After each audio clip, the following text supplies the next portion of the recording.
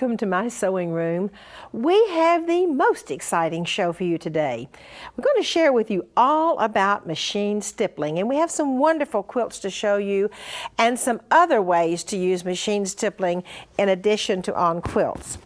This quilt is the Bunnies by the Bay quilt and has all these wonderful fabrics and machine embroidery. And let me show you the wonderful stippling that goes in between. Actually, the stippling is on all of the blue areas that you see here on the quilt.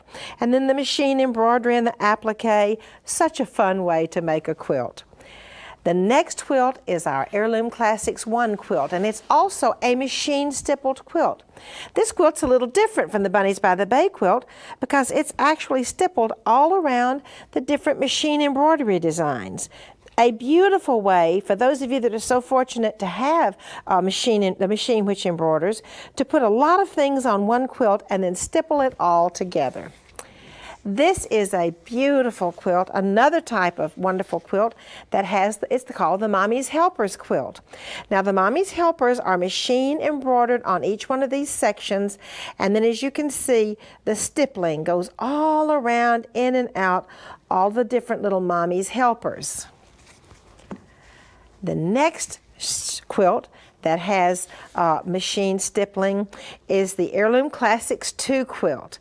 And it has all kinds of wonderful machine embroidery on the outside and the whole center section, which has a basket and the little bird, the little bees and the butterflies and all kinds of little critters slipping around in it. It is all held together with the machine stippling. Isn't that a beautiful way of using machine embroidery? This is probably my very favorite. This little quilt has its Inspirations 1, and it has some of my favorite scriptures on it. And I wanted to use all of them on one quilt, so I used the machine embroidery and have the different scriptures. Every one of these have scriptures and where they're from. And then the stippling that we're going to share with you today in the show, the stippling goes all around each one of these little segments, and each one of them has one of my favorite scriptures in it. Now, stippling does not have to be just for quilts. I have a perfectly beautiful blouse, which is one of the patterns that we're using in this whole series, a beautiful silk dupioni blouse that has beautiful stippling on the sleeves, across the bodice, and on the other sleeves are just a beautiful bright red silk dupioni blouse. And now let's see how easy it is to do machine stippling.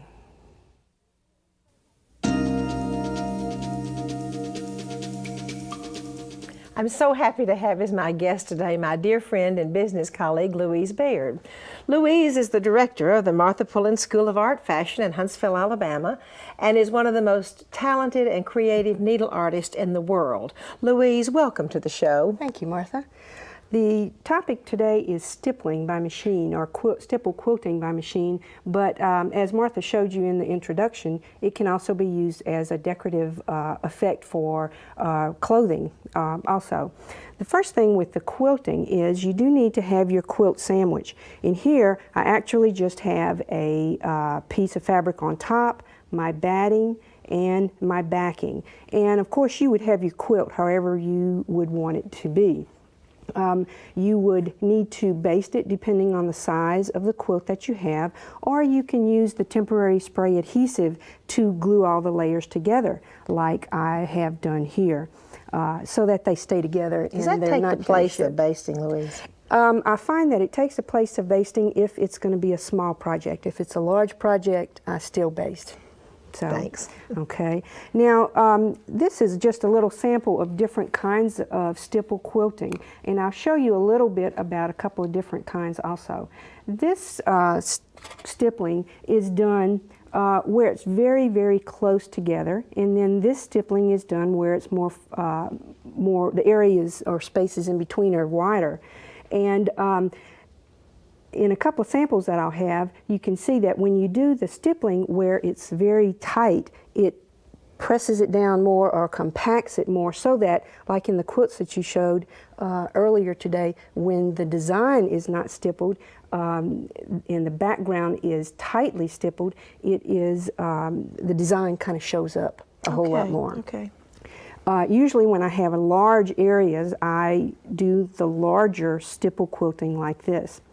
When you're doing stipple quilting on fabric, on a regular quilt, you can also use a regular or invisible thread or a thread to match your base fabric.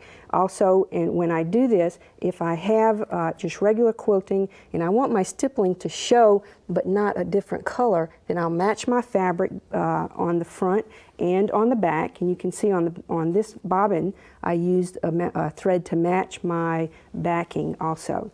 And you just do the stippling. And again, wherever you don't stipple, the design stands out.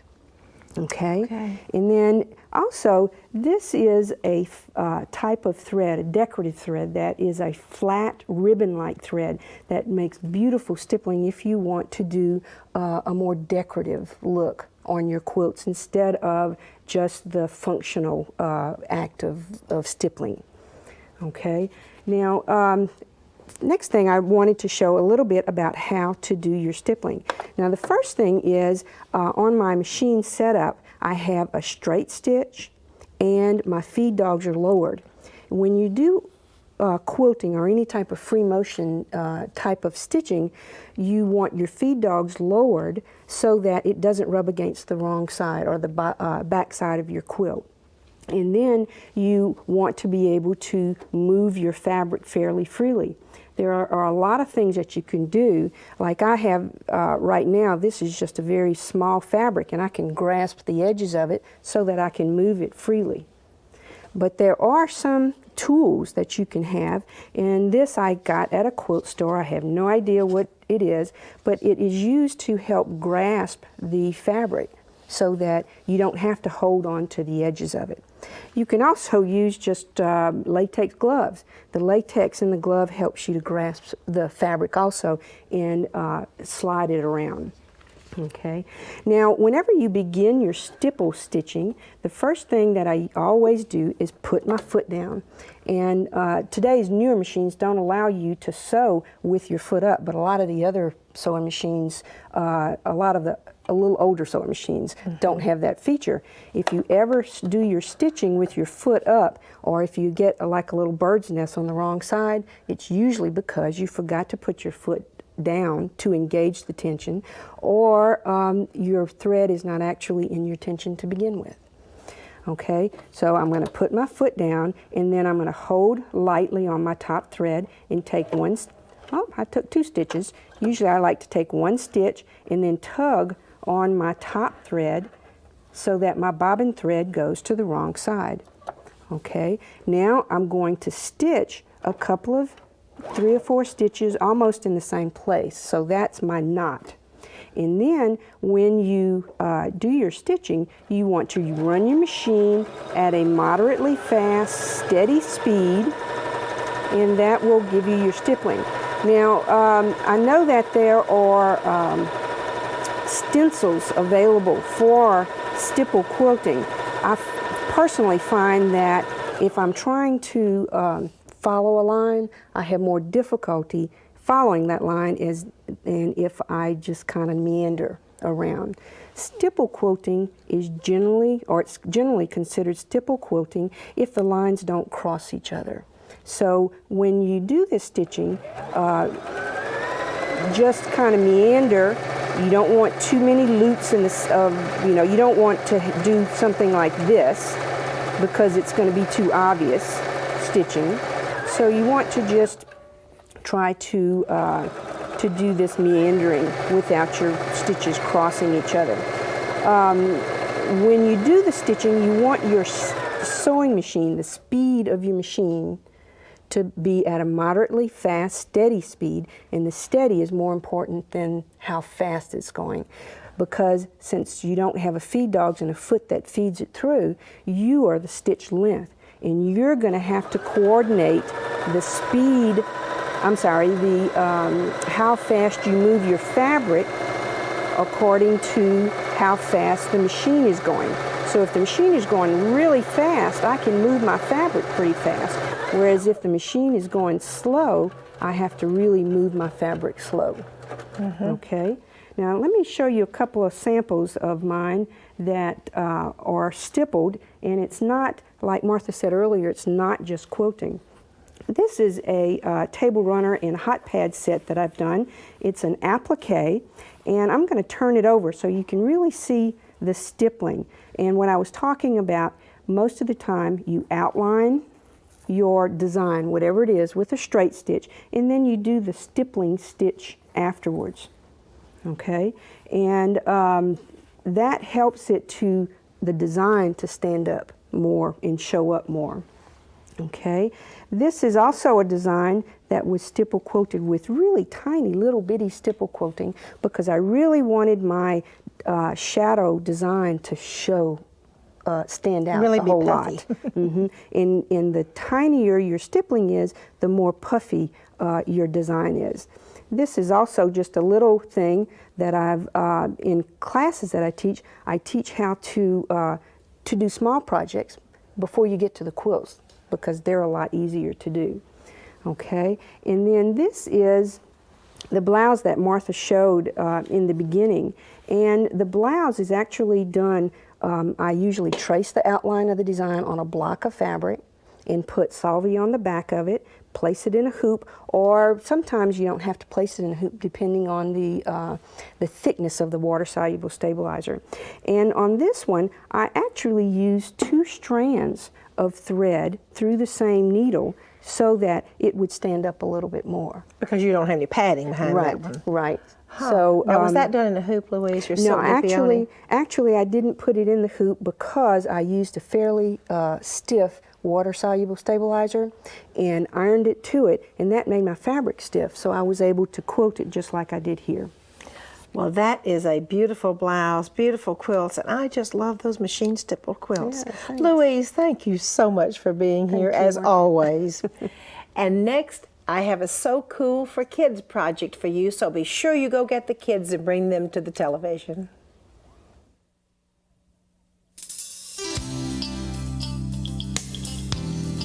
I'm so happy to have as my guest today my daughter Joanna. Joanna, welcome to the show. Thank you. I'm so excited to be here. Kids, today we are going to make a shirt for our 18-inch doll, and when you finish, it'll look something like this. Well, that looks pretty easy to make. Oh, it is, and it's so much fun. It's so cute, too. It is. Okay, first you need to cut out your pattern. Once your pattern is cut out, the first step is to turn under the neck 1/4 inch zigzag, and do the same step on the front. Turn under the neck 1/4 inch zigzag. Next, it is time to zigzag the sleeves. Let's go ahead and zigzag. Let's get all of our zigzagging over with. You zigzag the sleeves all the way around, and I want you to go ahead and then you repeat the step on both sides. Then I want you to go ahead and zigzag the bottom of the shirt. After everything is zigzagged, it's time to insert the Velcro. You're going to turn over the selvage area to make a placket. After you have turned it over and ironed it, you're going to then sew in the Velcro. Next, it is time to sew up the shoulder seams. And all it is a simple straight stitch and zigzag. And on the other side, straight stitch and zigzag. Next, on the sleeves, you're going to turn it up 1/2 inch, and since it's already zigzagged, all you're going to do is straight stitch all the way around. Repeat that on the other side. Now we've got to sew up the side seams, and what I want you to do is I want you to straight stitch from the bottom of the sleeve to about 2 inches from the bottom. You're going to straight stitch and zigzag.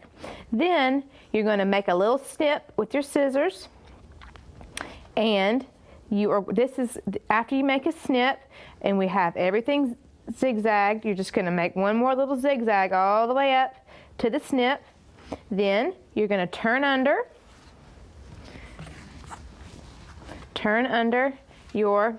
the bottom of the shirt, straight stitch, and then it's time to outline the bottom. So all you're going to do is simply outline the bottom with the straight stitch 1/2 inch from the bottom, and then once you get up to your little slit here, it's going to be 1/4 inch all the way around, and then 1/2 inch till you get to the very end. And then that is your shirt. Simple as that. Joanna, that is such a cute shirt. You know what? One of the fun things is these are projects on the So Cool for Kids that kids can really make for their 18-inch dolls. Joanna, thank you for being on the show. Thank you. And next, I have a home decorating project for you.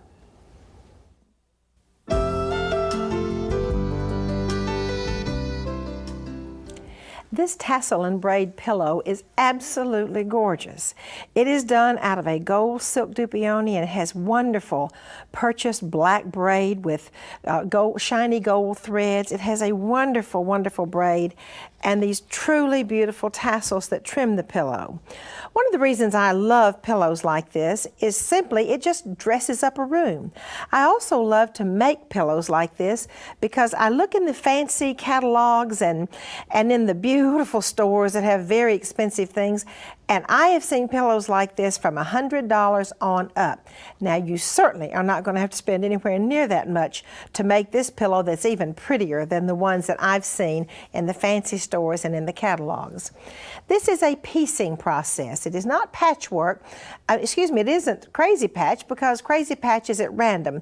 This is piecing and the pieces are all laid out on a pattern. Now there are numbers on this pattern and there are reasons there are numbers. The center section needs to be made first. Then will come section 2, section 2, section 3, section 3, and then this will be ribbon on the side 4 and 4 and 5 and 5 and so forth and so on. You're going to work these very, very systematically so it will end up a very, very symmetrical pillow like the one I've just shared with you. The first part has these two pieces of section number 1 has two pieces of perfectly beautiful ribbon. These do not have to be overlapped. They can just be zigzagged together. Now the 4 pieces that go around this ribbon have had double needle pin tucks, making them really pretty, these triangles. Needless to say, we have raw edges, so to attach these triangles, we will need to turn them right sides to right sides, make a 1/4 inch seam, and then we will open them up. That's the way we'll put on all 4 of these pieces which have double needle pin tucks on them. Now after this section is made, since we do have raw edges, we will come in, even though this is braid and has a finished edge, I will still come in and stitch from top to bottom and open this braid up, both of these side pieces, and then next will come the braid and come down this way. That will complete my center section. I also have raw edges on the pin tucked pieces of silk dupioni that go next, so the next section will be all 4 of these pieces, right sides to right sides with the braid, stitch my 1/4 inch seam allowance, and open them up. Now you see my beautiful, beautiful pillow is really beginning to take shape. My triangular pieces that go on the end also have raw edges, so it will be right sides to right sides, stitch a 1/4 inch seam allowance and open it up. Then after I get all of the pieces together, I will put it on the backing, my pillow top on the back, and then I will use these really pretty trims, the braid that has the gold on it, just to simply sew on in this direction and in this direction, and use this absolutely glorious finish braid, my tassel braid, to go around the pillow. And next I have a craft for you, and actually it's such an easy, fun craft, you might want to get the kids because they can do it too.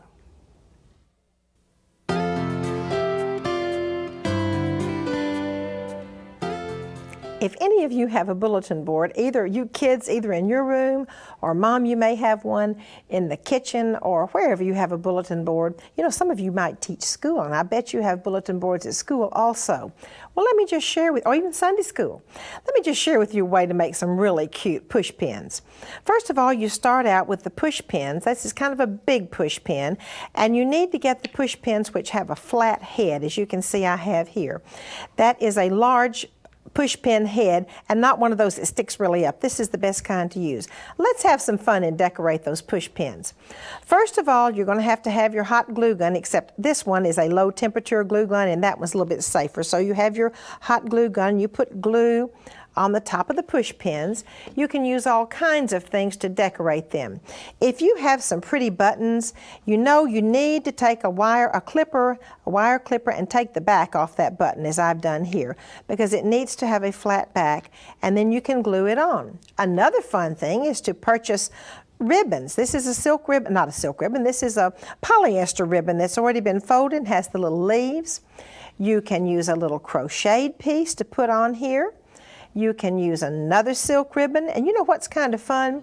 If you have any silk flowers that you don't really mind tearing it up just a little bit, go ahead and put a little leaf of a silk flower down and glue it, and put a little more glue and fix your silk ribbon on top of that.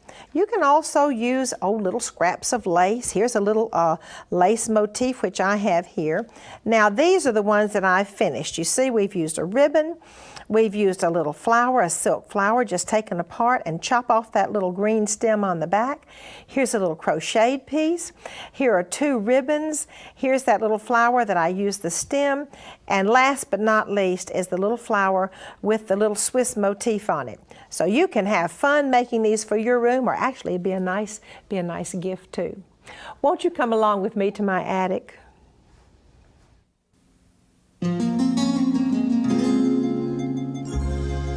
Each year, Joe and I take a group of people on a tour of London.